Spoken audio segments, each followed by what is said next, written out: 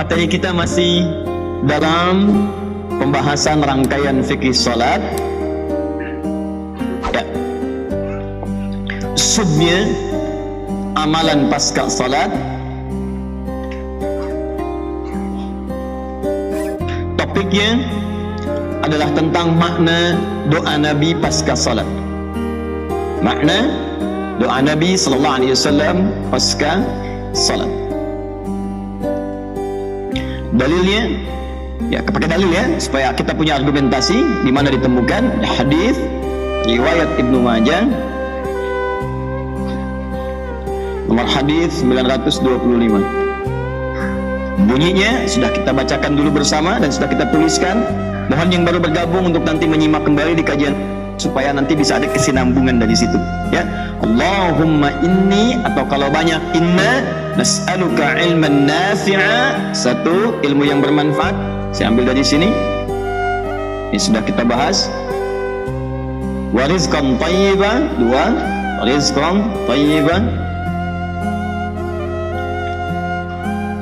Kemudian yang ketiga, ini tiga hal yang diminta. Wa amalan mutaqabbala. Ya, tahan. Doa Nabi yang dipanjatkan hampir setiap pasca sholat.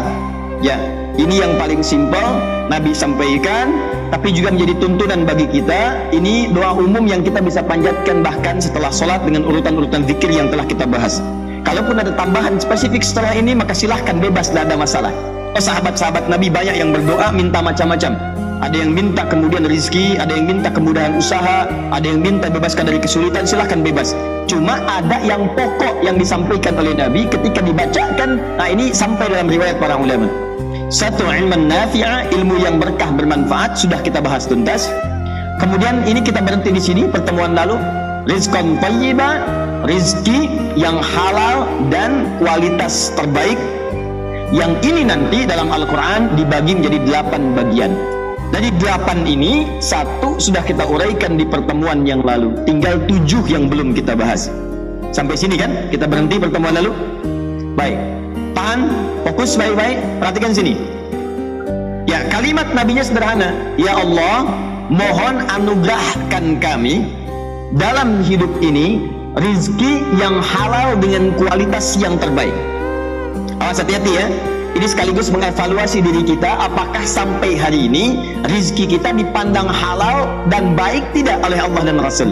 Jangan-jangan kita menduganya halal dan baik, tapi tidak masuk kualifikasi halal dan baik menurut Allah. Rugi kita. Ya, menurut kita ini sudah yang terbaik, kata Nabi ini belum baik. Maka dari itu kita duduk pada pagi hari ini untuk mengevaluasi apa yang kita dapatkan, apakah sudah baik dan halal. Dan yang kedua, bagaimana cara mendapatkan itu secara cepat. Ya, kita harus minta pada Allah, ya Allah, saya ini beriman. Orang tidak beriman dapat rizki, binatang dapat rizki, yang melata pun dapat rizki. Sudah kita bahas pertemuan lalu. Ya, selevel cicak dapat rizki, cuman merayap di dinding nyamuk datang. Ya kan, masih ingat yang kemarin? Yang sudah hap gitu kan, saya masih ingat sebelah sini. Ya, baik. Jadi binatang aja dapat, nyamuk dapat, cicak dapat. Ya, masa kita manusia tidak dapat? Tapi yang paling menarik, ya Allah, kami bukan sekedar manusia, tapi kami beriman, kami ibadah. Kalau yang tidak beriman, tidak ibadah bisa mendapatkan itu, kenapa kami yang beriman dan ibadah tidak cepat mendapatkannya? Maka Allah berikan spesial. Ada 8 jenis. Yang 7 jenisnya itu hanya diberikan pada yang beriman saja. Kalau dia kerjakan itu semua, maka Allah akan percepat rezekinya. Bahkan tanpa sadar dilipat gandakan dengan kualitas yang sangat luar biasa. Itulah yang coba kita turunkan pada kesempatan pagi hari ini. Yang halal sudah kita uraikan, yang thayyib sudah kita bahas pertemuan lalu. Sekarang kita akan ambil rumus Al-Quran, cara cepat mendapatkan rezeki yang berlimpah. Nah, sekarang materinya turunan dari sini, ragam rezeki dalam Al-Quran.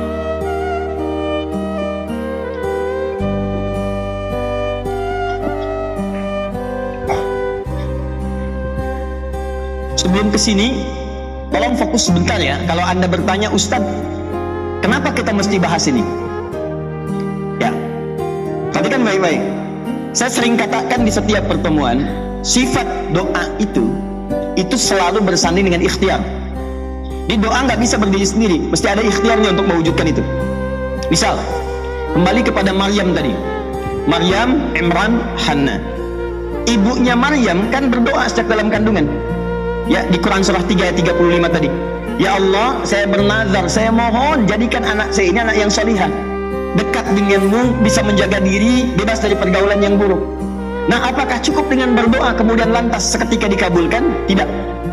Ternyata pengabulan dari Allah itu akan dipercepat dan diterima dengan mudah jika disandingkan doa itu dengan ikhtiar. Maka ibunya kemudian setelah berdoa itu dengan suaminya langsung kompak, berikan nama yang sesuai dengan doanya. Karena itu sering saya katakan, kalau Anda bermohon ingin sesuatu, maka terhadap anak, berikan nama sesuai dengan harapannya. Saya pengen anak saya jadi paham Quran misalnya di kemudian hari, maka berikan nama Muhammad Fahimul Quran. Saya pengen misalnya anak saya yang perempuan ini dicintai oleh Nabi, maka berikan nama misalnya Aisyah Habibatul Mustafa, Aisyah seorang yang dicintai oleh Nabi SAW. Jadi begitu Anda kemudian mendapatkan harapan itu, sematkan lewat nama. Persis seperti Imran dengan Hannah menginginkan anaknya Eva, baik, bebas kemudian dari hal-hal yang buruk, dijaga di lingkungannya. Nama yang sesuai dengan harapan itu Maryam namanya.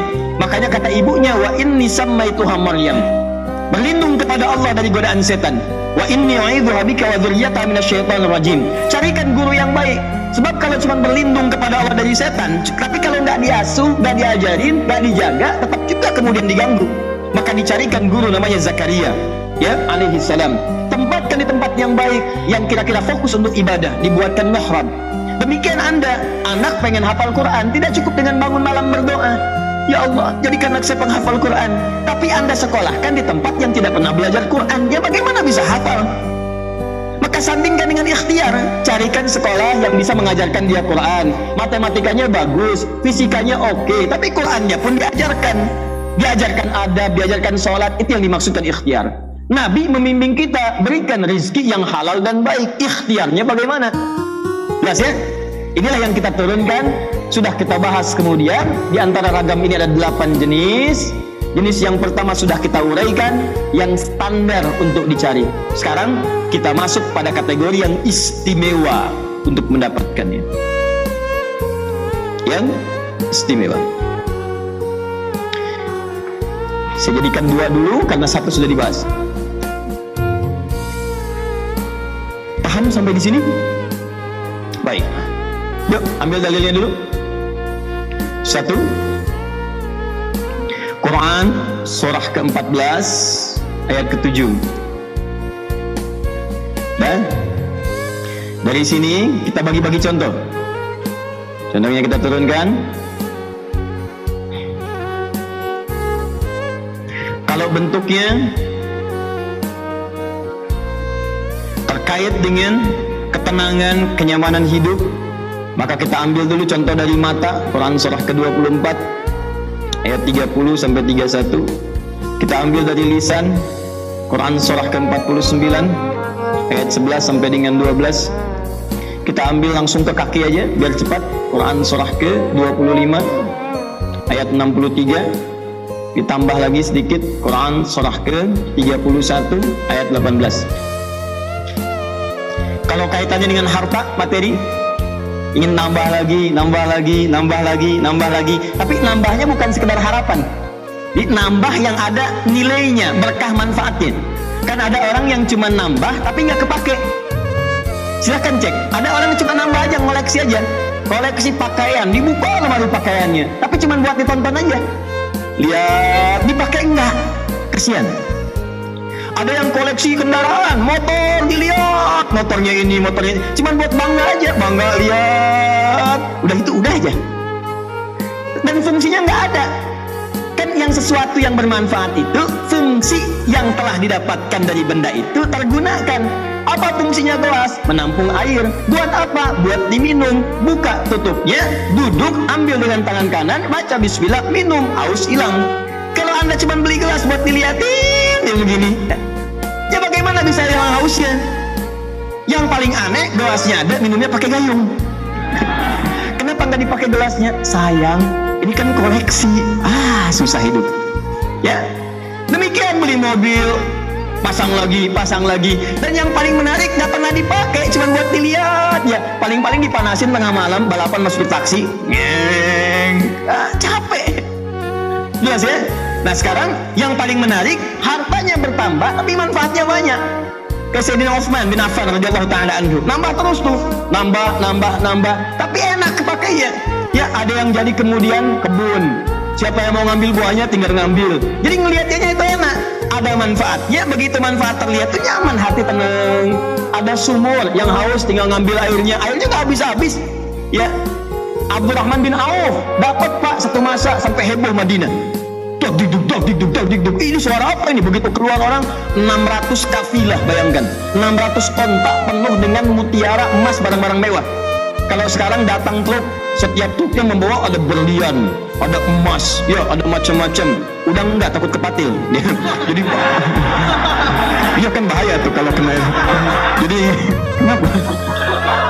Emas, berlian, perak, macam-macam. Bayangkan 600. Tapi yang paling menarik tuh begini, bukan untuk koleksian. Begitu ramai semua itu, Sayyidah Aisyah mendengar, kenapa ini? Ini loh dagangannya Abdurrahman bin Auf. Saya mendengar Nabi pernah mengatakan Abdurrahman bin Auf akan masuk surga dengan merangkak. Ya, merangkak itu maksudnya bukan merangkak begini ke surga, tidak. Saking banyak yang di-scan itu banyak, jadi nunggu dulu agak lambat dikit. Orang merangkak kan lambat. Itu maksudnya, ya. Begitu mendengar kalimat itu, saya nggak pengen terlalu lama ke surganya. Saya jadikan semua yang 600 itu untuk sedekah semua penduduk Madinah. Silahkan bagikan.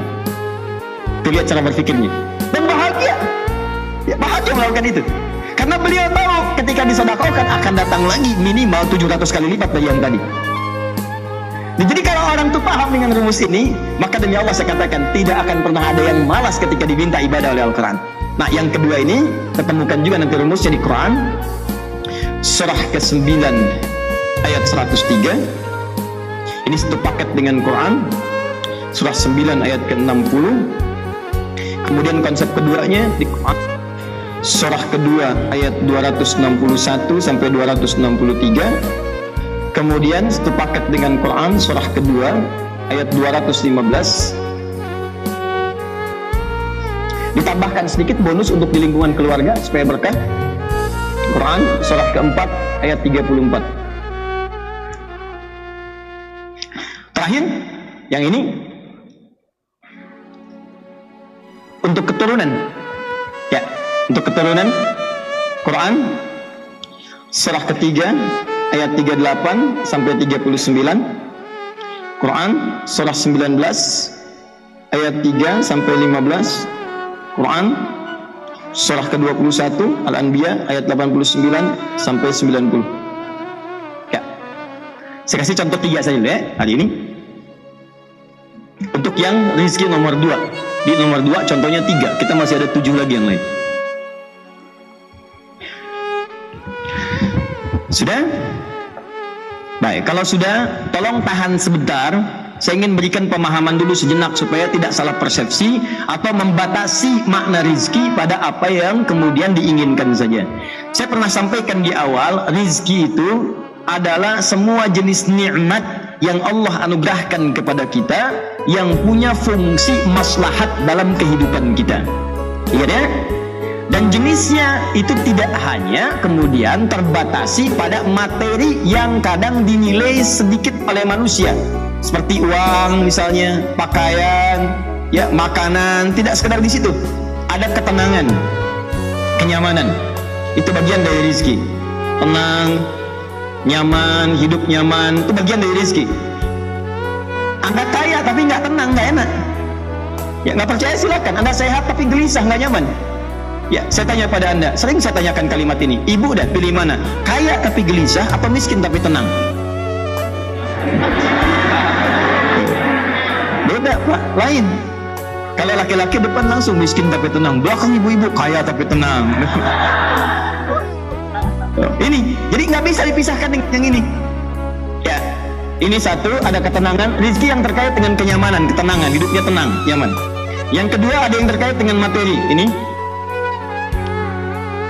Yang ketiga ada yang terkait dengan keturunan. Keturunan itu rezeki. Nanti kita buka keturunan itu rezeki. Ada misalnya ingin yang dipercepat oleh Allah dapat keturunan. Ada lagi yang sudah ada keturunan pengen soleh itu rizki. Ya awas, anak-anak yang soleh itu rizki terbaik bagi orang tua. Bahkan nanti ada jenis yang ketiga, kalau anaknya bisa soleh disiapkan, maka anaknya yang soleh, bapak ibu yang dapat rizki, mengalir langsung. Di anaknya sebetulnya yang dapat tuh anaknya, coba bapak ibunya kebagian ada. Ya, yuk kita cukupkan sampai 3 contoh ini dulu. Kita mulai dengan bagian yang pertama. Teorinya ada di Quran surah ke-14 ayatnya, ayat yang ke-7. Ya, kita mulai.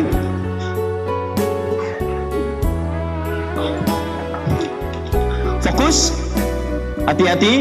Saya hapus dulu yang ini, boleh ya? Baik, saya tuliskan ayatnya. Insya Allah kita hafal ayatnya. Cuma barangkali tempatnya belum sempat dilihat.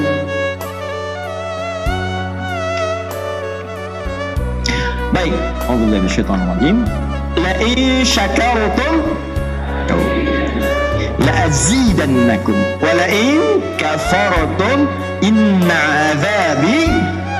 Baik, saya tuliskan. Lihat sini. Awas, awas. Banyak orang yang bolak-balik berangkat gelap, pulang gelap lagi hanya untuk mendapatkan materi. Padahal kata Allah caranya gampang. Kamu amalkan yang ini dapat. Ngapain kamu susah-susah? Kalau bisa yang gampang, kenapa kamu memilih yang susah? Kalau bisa dipermudah, kenapa dipersulit? Kalau bisa yang halal, kenapa cari yang haram? Maka rumus cepat yang pertama adalah pakai lam taukid, la. In harfus syarat, la in. Kemudian muncul tawarannya syakartum. Nah, ini jawabannya. La azidannakum. Saya ajarkan yang rumus ini dulu. Yang turunannya saya simpan. La in syakartum la azidannakum. Hapus yang ini. Ya. Kelihatan ini? Baik, kalau kelihatan, sekarang kita belajar dengan serius. Saya turunkan setiap hurufnya. Kita baca dengan ilmunya, kita keluarkan kaidah ilmu nahwunya, kita terapkan kaidah ilmu balaghahnya. Perhatikan baik-baik. Kalau dibaca dengan terjemahan la in syakartum, jika kalian bersyukur, la azidannakum, pasti aku tambahkan nikmat untuk kalian. Demikian di terjemahannya. Sekarang lihat baik-baik. Kita pisah. Ini ada 1 la, kedua in, 3 syakartum, keempat pakai la lagi, kelima baru pakai azidannakum. Dan ini kalimatnya menggunakan fi'il madhi, bentuknya past tense, yang ini menggunakan mudhari, present continuous future. Sudah? Baik. Paham sampai sini? Halo? Belum saya jelaskan bagaimana bisa paham. Ini kualitas ibu-ibu hari ini. La. Lihat sini, la harfu taukid. Was. Maksud saya begini, nanti kalau Anda baca Quran di ayat yang lain, kita sudah bisa memahami, oh maksudnya ke sini. Jadi kalau ada huruf-huruf yang dalam bahasa Arab begini, ada la, ada li, beda. Ya. Kalau huruf begini li, itu biasanya menunjukkan kepemilikan. Li, punya saya. Lillahi ma fis samawati wa ma. Li, bukanlah li, berarti punya Allah yang di langit dan di bumi semua. Tapi kalau la, bacanya pendek, bukan la, tapi la. Ini disebut dengan harfut taukid, huruf yang berfungsi untuk menguatkan sebuah informasi, yang menandakan keseriusan atas apa yang akan disampaikan. Jadi kalau orang Arab itu ingin meyakinkan, misalnya sosok yang kadang-kadang ragu atau ingin menunjukkan ini serius, tidak main-main, maka dia katakan dengan la. Misal, ada orang mengatakan misalnya,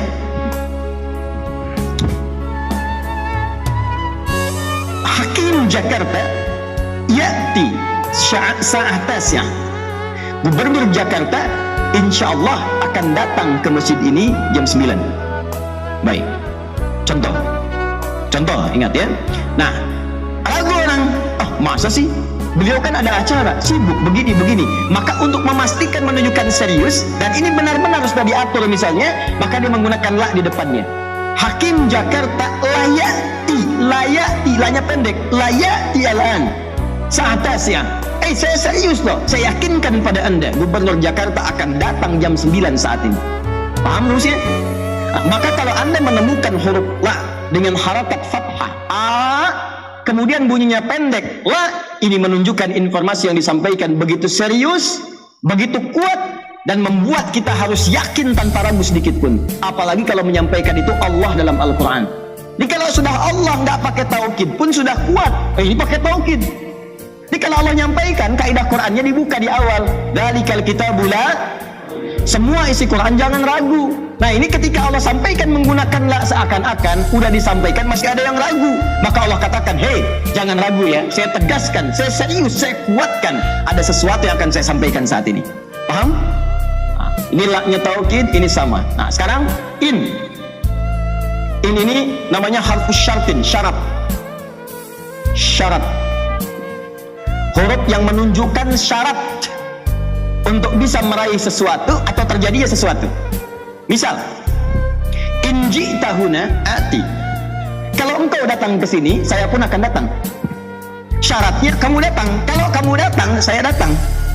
Jadi kalau Anda tidak datang, saya tidak datang. Yang penting Anda datang, saya datang. Kalau Anda tidak datang, saya nggak akan datang. Itu menggunakan in ji'ta ati. In, jika kamu datang ke sini, ji'ta ati, saya pun datang.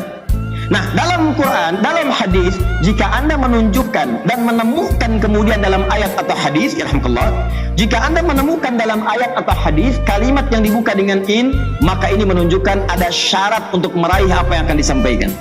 Yes? Tidak semua akan mendapatkannya kecuali terpenuhi syaratnya. Paham? Nah, sekarang perhatikan baik-baik. Cara menerjemahkannya, fokus. Banyak orang menerjemahkan dari sini ke sini ke sini.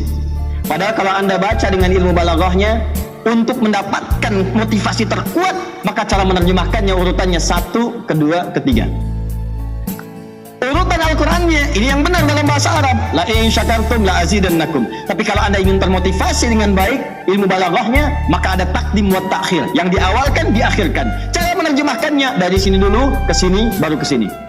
Lihat baik-baik.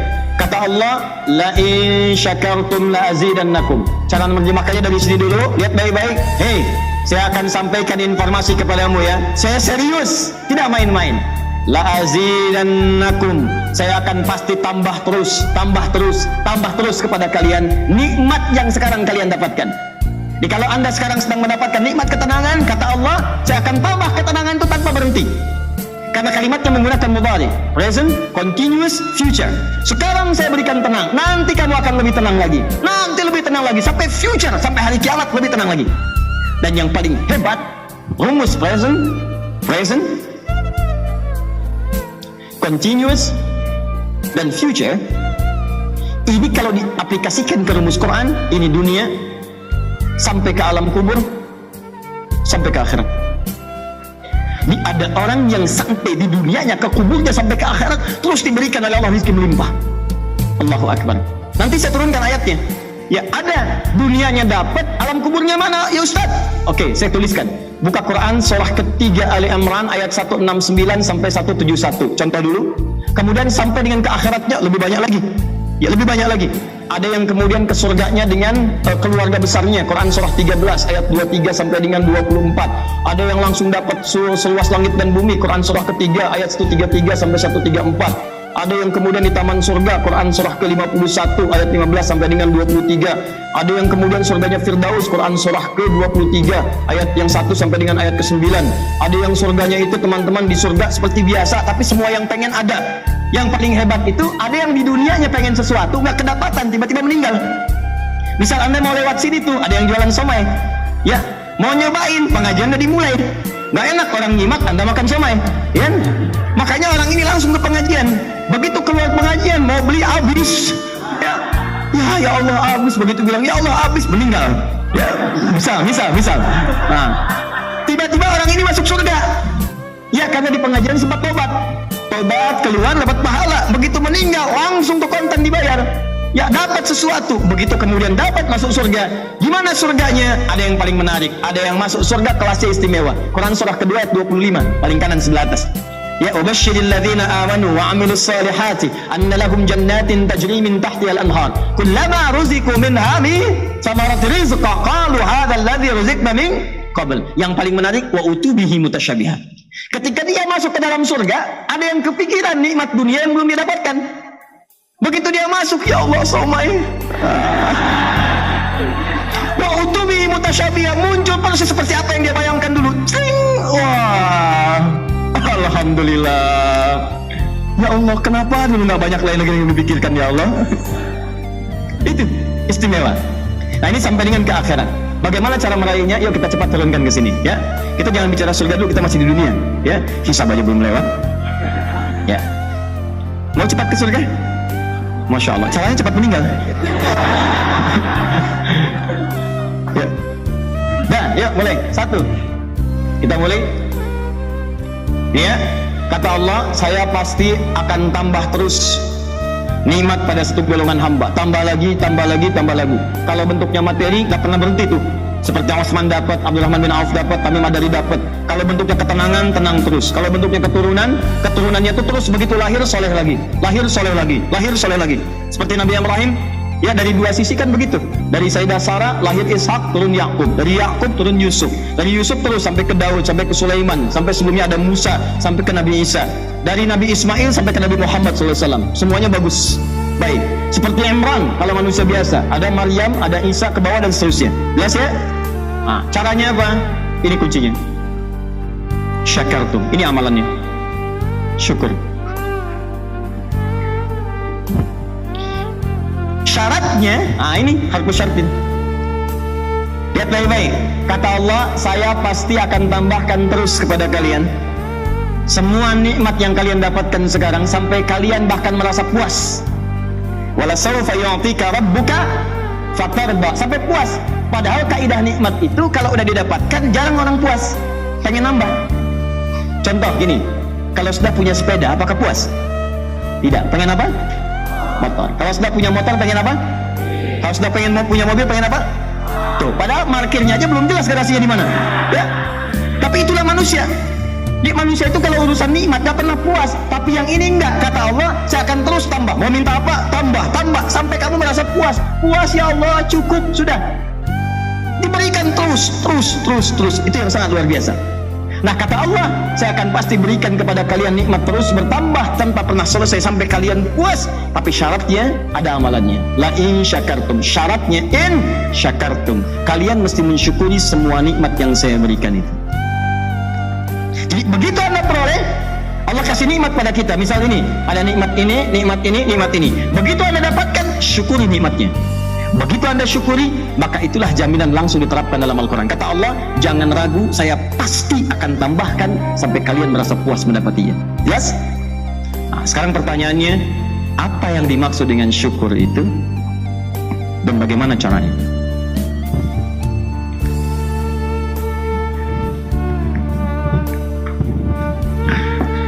Syukur. Awas, hati-hati, awas ya. Fokus.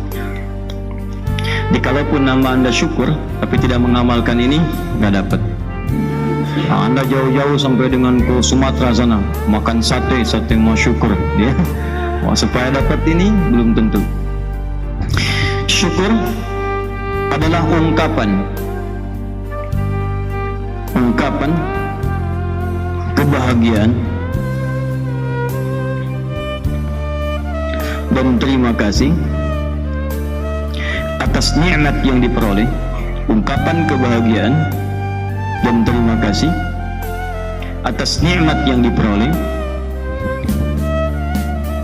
dengan cara menggunakan nikmat itu,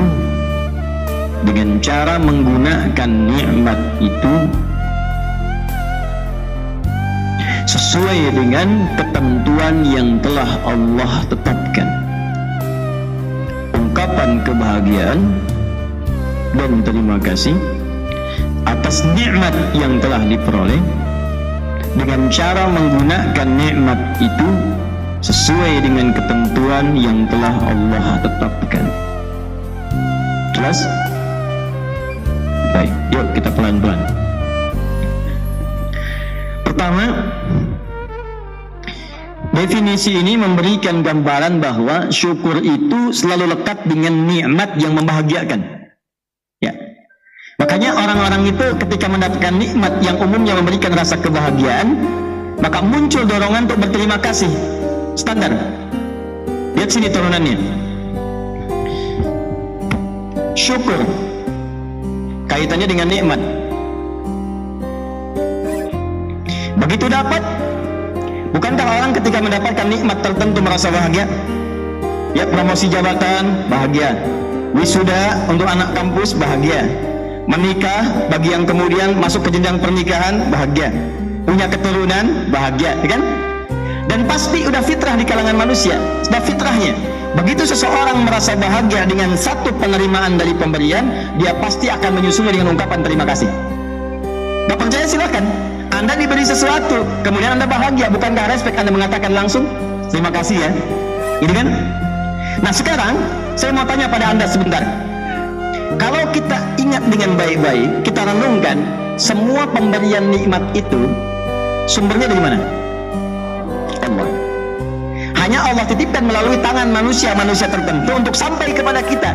Cuma kalau kita telusuri sumbernya semua kan dari Allah. Jadi Anda bayangkan, maaf ya, pada yang dititipkan oleh Allah saja kita terima kasih. Masa kepada Allah kita tidak bersyukur? Jelas ya? Makanya pada manusia disebut syukran, syukran, syukran, syukran, terima kasih dari syukur, ucapan terima kasih. Tapi Anda jangan lupa, dia cuma dititipin oleh Allah, sampaikan pada si fulan lewat tangannya supaya dia mendapatkan bagian dari pahalanya. Jelas? Nah, cuma yang tidak boleh kita lupakan, sumber nikmatnya bukan orang tadi, sumber nikmatnya dari Allah Subhanahu wa Ta'ala. Nah, lalu Allah kasih tawaran kepada kita, kalau Anda ingin saya tambah lagi, mungkin saya titipkan lewat yang lain lagi, lewat perusahaan tertentu, lewat orang tertentu, maka kata Allah, jangan cukupkan kalimatnya kepada ucapan terima kasih, teruskan dengan cara menggunakan nikmat itu sesuai dengan ketentuan yang Allah tetapkan. Yuk kita ambil contoh satu-satu. Di sini, di bagian terakhir banyak yang gagal di sini. Bagian pertamanya sukses, menerima nikmat, bahagia, lahir anak, bahagia. Maaf, sampai sini selesai. Terima kasih, terima kasih, terima kasih. Cuma kemudian itu tidak disusul dengan ketentuan Allah. Bagaimana cara merawat anak yang baik sehingga kebahagiaan itu berlipat di masa depan? Tidak diikuti sehingga muncullah kemudian penyesalan di masa depan. Jangankan sampai ke surga, dunianya sudah nestapa. Ada yang lekat dengan narkoba, ada yang senangnya tawuran, ada yang sudah membantah orang tua, ada yang durhaka dan sebagainya.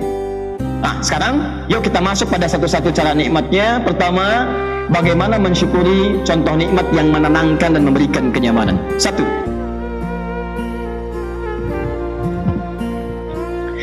kita mulai dari tubuh dulu ya. Dari tubuh dulu, setelah itu baru ke harta. Yuk dari ujung kepala sampai ujung kaki. Di kepala kita ambil dua contoh, mata dengan lisan. Baik Bapak Ibu, sebentar.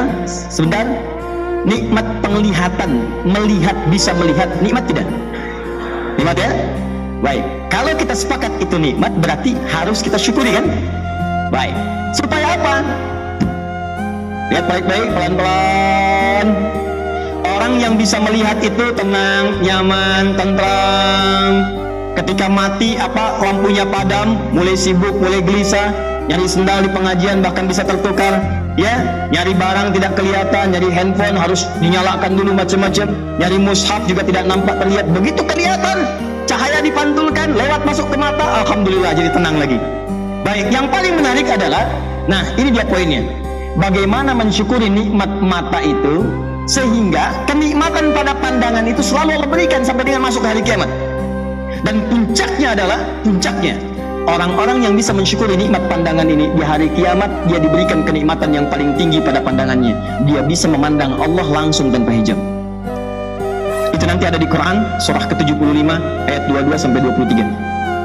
Quran surah ke-75 ayat 22 sampai 23. Paling kiri sebelah atas. Wujuhu yawma idzin nadhirah. Di hari kiamat itu nanti ada yang wajahnya pancar gembira, luar biasa, terpancar kegembiraan. Bukan karena masuk surganya, karena yang lain pun masuk surga, tapi yang ini ila rabbiha nazirah, karena dia bisa melihat Rabbnya langsung tanpa hijab seketika. Itu diantara kenikmatan terbesarnya.